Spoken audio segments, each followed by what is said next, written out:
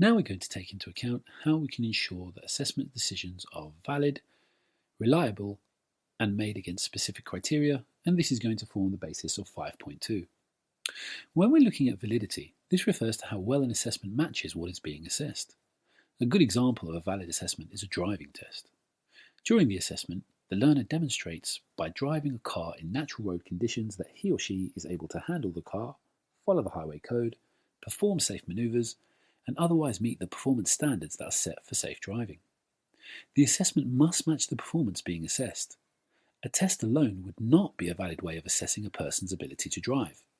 So does the evidence meet the criteria for the qualification, i.e., some or all of the assessment criteria will fall within a given range and we will assess how valid what we are assessing is. When we are looking at reliability, we have to ask ourselves again, what does this mean?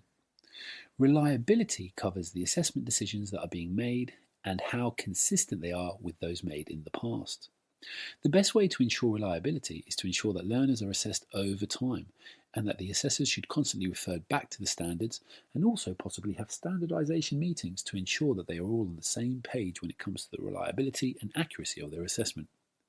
It is also helpful for the centre to build an archive of evidence over several years which can be referred to. This is good practice, especially when done over 2 to 3 years. It is also important for assessment decisions to be fair, without bias, and also relate to the identified criteria, comply with the organisation or industry standards, or the awarding organisation settings, and make sure that they are set and addressed to specific learner needs.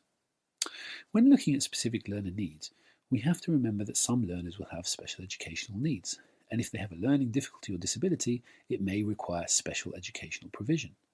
In order to support learners and meet their needs, you must have some understanding of the difficulties they face. There are some general recommendations that will help all learners, but particularly those with disability.